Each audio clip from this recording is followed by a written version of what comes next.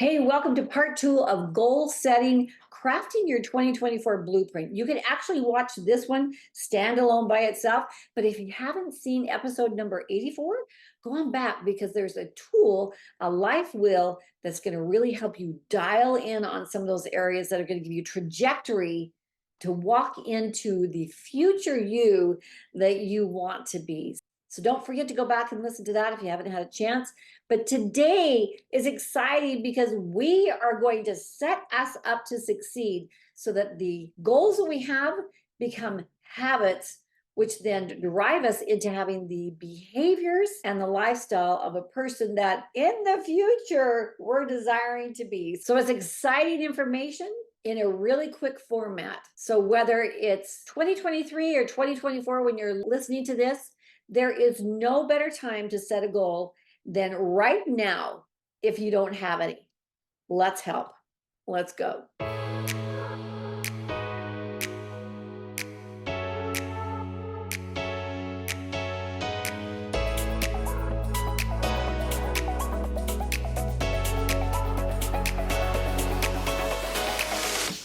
Jocko said, you plan to fail, but you prep to succeed.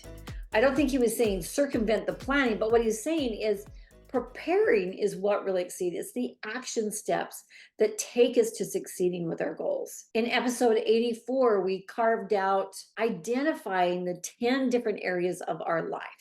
And if we were to become more well-rounded, what are those areas that we could bolster? But at the same time, you want to have those goals that really are significant to you, something that you're emotionally attached to, that you have this profound why underneath it.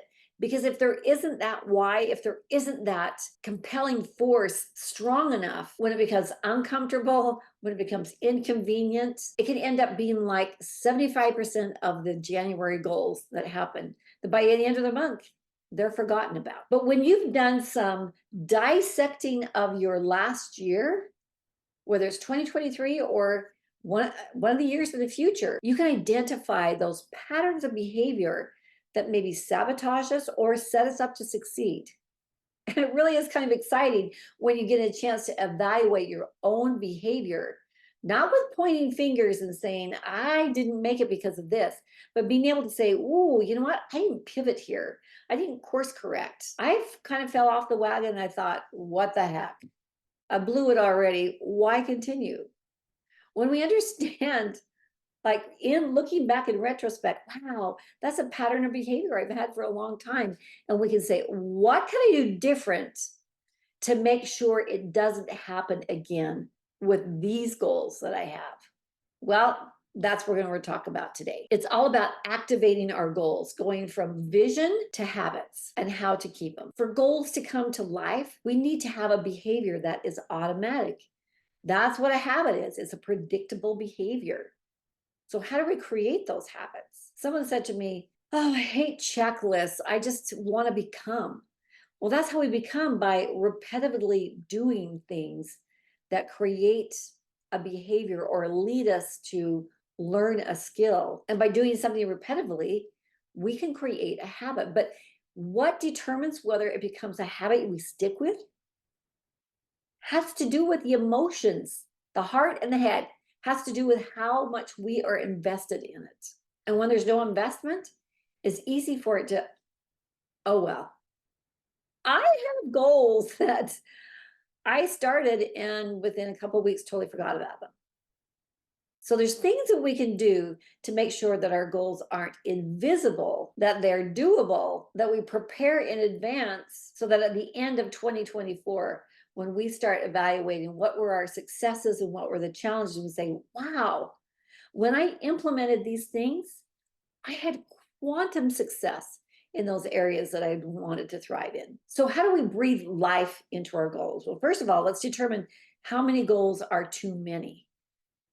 I know I want to set a goal in every single 10 areas of my life. And I can have those goals, but I need to focus on 3 or less, in my opinion, because then I can put more energy, more time, more resources, more tracking, more measurability. And I'd rather be the master of some then just not very good at a lot of different things. Yeah, I want to become more well-rounded, but there's some areas where I know that if I could just put some added effort into, it can be rocket fuel this year. Because I don't know about you, if I'm going to set some goals and I can put some time and effort into it, it needs to be something worthwhile.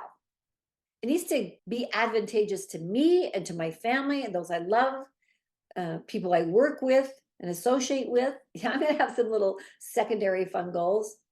But those three main goals that I'm going to set, I want to hyper focus on those. And I want to succeed. So, what you're hearing today is what I've been able to determine is going to be my strategy for making 2024 so much more successful than 2023. So, pick a few goals and nail them. It doesn't bring so much good in your mental health. And you can always go back and pick up more, but pick your priorities, the goals that will make the most difference. So here is SPARK, SPARK. Here's a little acronym to help us remember some of the important things when we've got our goals decided. Now, what do we do with them? Well, you've heard about a goal not written is just a dream. Well, not only written, but it has to be visible. And we'll talk about some visible things that you can do down the road. But these are blah.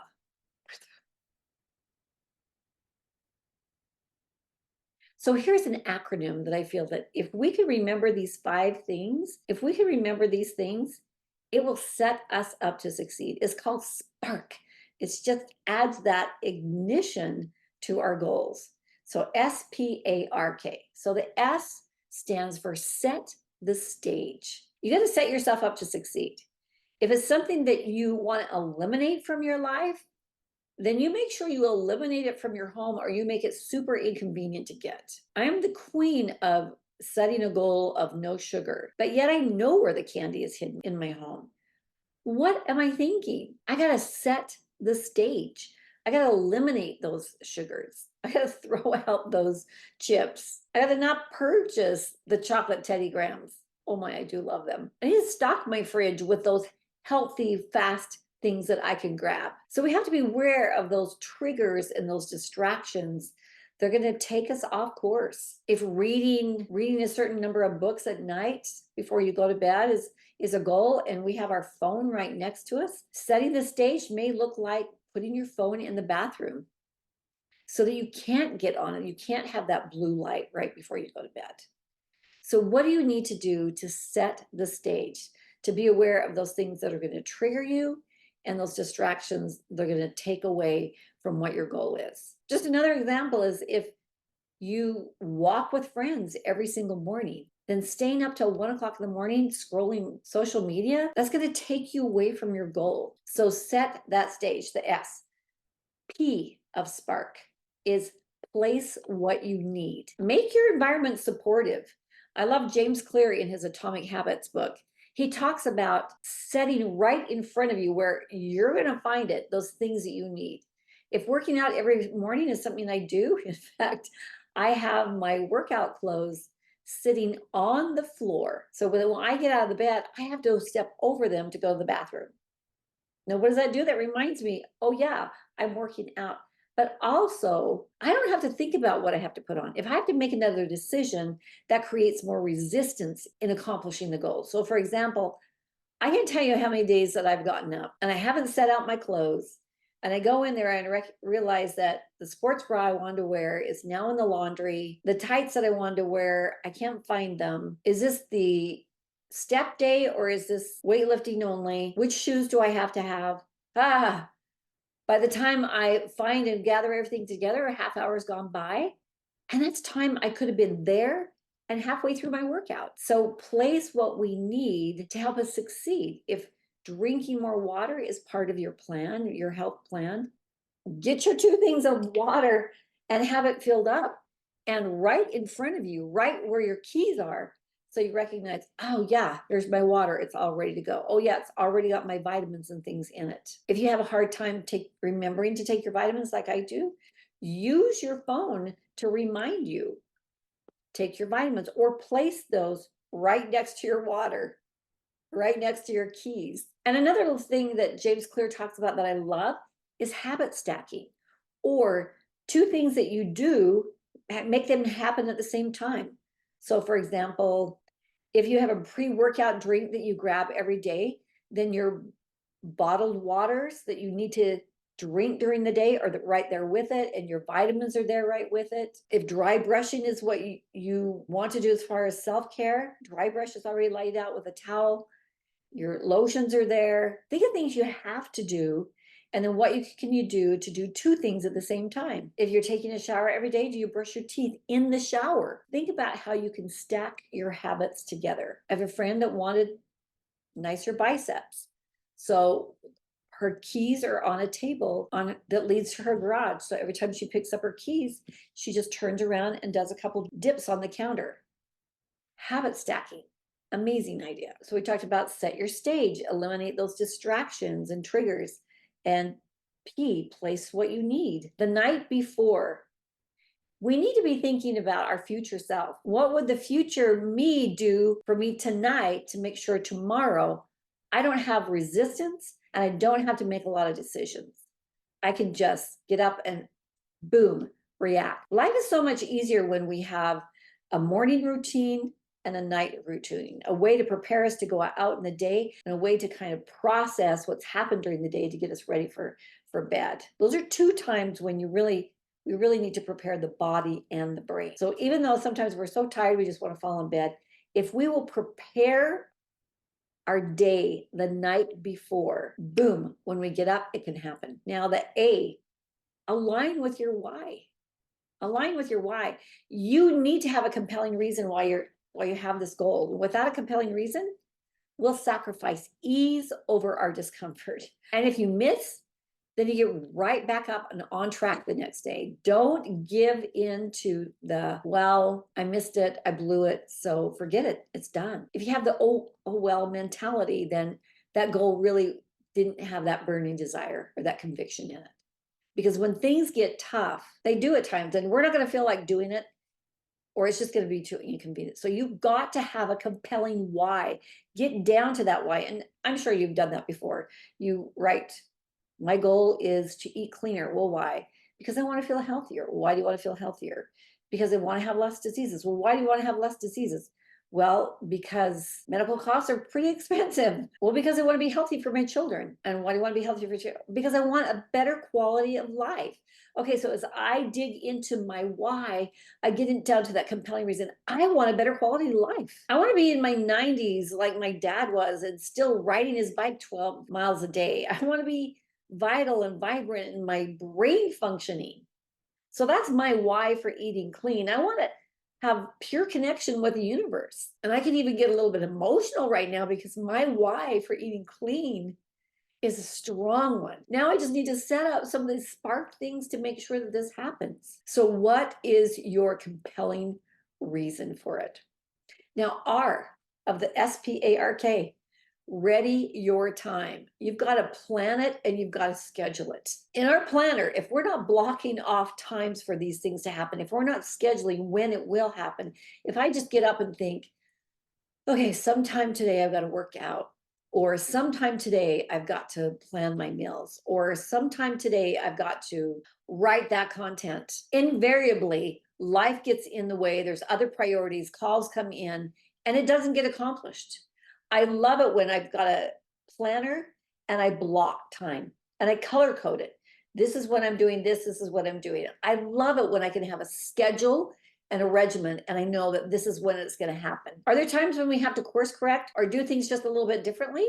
Of course there are. And we can pivot, we can do things a little bit different. But when it's not planned in, most of the time it doesn't happen. It's hard to hit a target that we're not pointing at. And we got to keep it visible. Post-it notes, reminders in the planner. But one of the best things I think is tracking it. How do you know that you're successful at your goal? There's got to be a way that you can measure your goal. And one of the best ways for your brain is to track it. Just track it. Tracking is really non-negotiable. If we don't track it, it doesn't stay in the forefront. Here's an example of a habit tracker. You can find them online. Or if you want the packet from episode number 84 and from this one, there's a habit tracker in there so that you can see exactly what to do. What do? You set up what your goals are that you're going to establish every day, or maybe it's done 3 times a week, whatever it is. And then you put a check mark. There's like a dopamine hit putting that little check mark in there when you're able to say, I did it. Yes, we did this. We accomplished it today. But what I love too about habit trackers is the fact that when life is just a little bit off and we're just not achieving things, we can visually go back to that habit tracker and look at it and go, oh, I haven't been consistent with that. Or, oh man, I haven't been doing that. And wow, here's the area that I've really just, it kind of fell off my radar. When we track it, it stays in the forefront of our mind. And then plan with when this is going to happen. It's that ready your time, plan it when it's going to happen. And then have contingencies for when an emergency happens, or it rains and you can't do something, or you have to do your shopping for something a little bit later. Have a backup plan. Pre-think of all the different things that could happen. Let me give you this analogy. When I talked to my nephew about when he went to the police academy, he said when they were teaching them how to handle tough situations, it was all about handling the unpredictable. They didn't know what was going to happen. So they had to train in all sorts of different scenarios.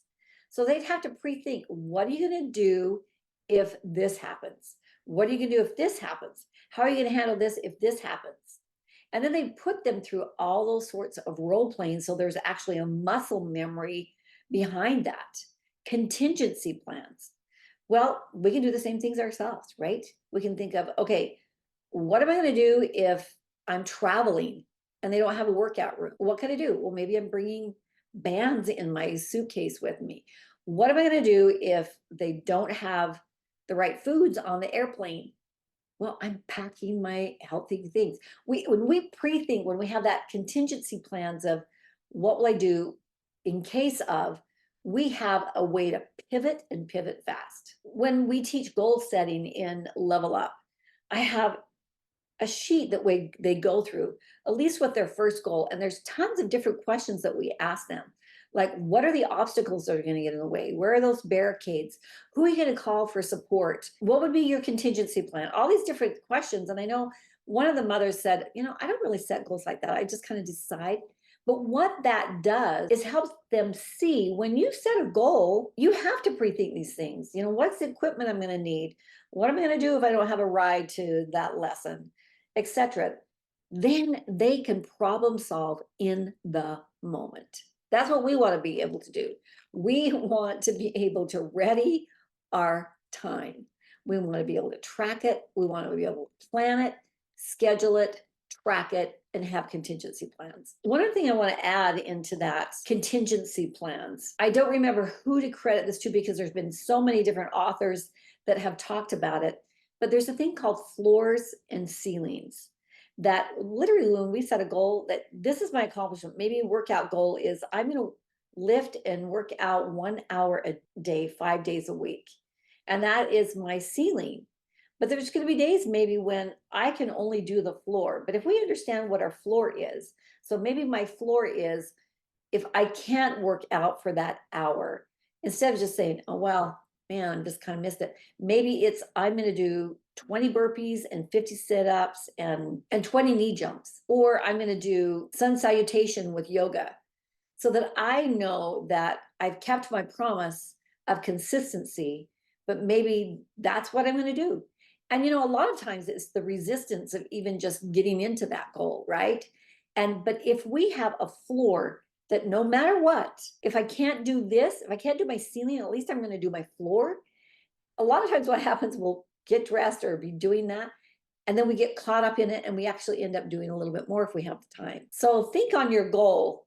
What is my floor and what is my ceiling? Now, the last part of Spark is we've set the stage by eliminating distractions. We've placed what we need, and we've done some habit stacking, putting 2 things together so that we can get more done in less time. We've aligned with our why, that emotional why. We know why we're doing it. We've readied our time. We've planned it. We've scheduled it. We are tracking it so that we have that evidence of whether we're succeeding or not. We've planned for contingencies. And the K is Kindle the Reward. We got to celebrate the wins. Like I said, a lot of times when I leave from the gym, I go, I showed up. I showed up, and I clap and I get excited because then my brain is motivated to help me want to do that again. And maybe just for you runners out there, the dopamine is enough to get you out, the dopamine high that you have. Or maybe when you walk every day with friends and have that accountability piece, just being able to be with your friends is that reward. But think about, what is your goal and how will you reward yourself? Is it when you reach a certain something, you will do it? We all want to be rewarded, and it's not necessarily food or things. It could be allowing ourselves a nap or whatever it is you want to set up as a reward. But those 5 things can really spark our ability to follow through with our goals. A couple other things I want to add in here. I read a book a couple years ago, The 90-Day Year, and that's by Todd Herman. And what he has laid out is that it's great to have goals, but then we're trying to establish habits for even next November, 11 months away. But if we will create our goals in 90-day increments, or 12 weeks with a 13th week where we use it as an evaluation time, he says we can be more successful. So think about that. If you have a 90-day goal and you track it for 90, the first 4 weeks are going to be the most critical, because those are the ones where we're trying to establish those habits. That's when you've got to have that spark in place, right? But you have a milestone set for that end of those 12 weeks. So if it's a goal for the year, then you've got 4 milestone goals that you're setting. But the first one, we're working there, we're focusing there. And we have 12 weeks, we work on that. That 13th week, that's when you stop, you review, you course correct, you add or subtract, you do something different, and maybe you determine this isn't the goal. I need a different goal, or it needs to be tweaked, etc. But I think it's brilliant because it helps you break down a year into manageable chunks, but it's also the adrenaline of, okay, my deadline is in 12 weeks instead of, oh, I've got the entire year to accomplish this, so I'm not going to really worry about it. It's hard to establish habits when we have a lot of time to get to it. I don't know about you guys, but I'm kind of a last minute slide in, the last minute girl. So if I have shorter time frames when I need to accomplish things, I think it's going to be better off for me. So if you want to read that book, The 90-Day Year, it's by Todd Herman. The other thing I would say is find a community of friends of support. Okay, the best thing I did was link arms with others at a gym. I joined a gym, and for the longest time, I've got a gym in my home, and I thought, why should I go to a gym? Well, just the energy of going where other people are lifting and exercising and dancing, etc. There's that synergy that you get into. There's an excitement, and I look forward to going. Is it hard work? Yes. But while I'm there, I'm seeing other people doing hard work. There's even a board where you write, how much you accomplished the first week, the second, third, and then the next month we have a whole new set of workouts. But there's just that support and that camaraderie of people that are in it together. So find someone that you can pair up with, that you can do your goal, at least one of your goals together. And maybe it's a Facebook group, maybe it's a WhatsApp group, maybe it's a Marco Polo group. But just having that connection to those exterior cheerleaders is amazing and can do so much for helping us with our goals. So when we spark, we are setting ourselves up to achieve those habits. So set the stage, eliminate those distractions. P, place what you need in your environment and let it be supportive. Put things right in your way, have it stack things together. A, align with your why, have that compelling reason that when it gets tough, you don't kowtow to it, because you know that even though it's convenient, it's worth it because you're building for the future you. The R, ready your time, plan it, track it, evaluate it, have contingency plans. And K, Kindle that reward. Have a reward set for you. Maybe it's at the end of those 90 days, right? In the beginning, habits is just something that what we do, but in the long run, habits are truly who we are. Aristotle said it best. He said, we are the sum of the habits.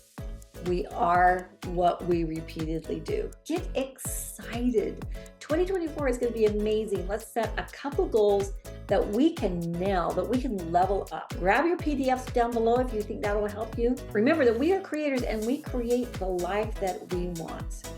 If you want help leveling up your life, check out how you can learn more about a curriculum that you can bring into your home. You can join us online. We'd love you to be part of the Level Up community. This is a program for teens and the teen in every single one of us. Thanks for joining this week. Take care.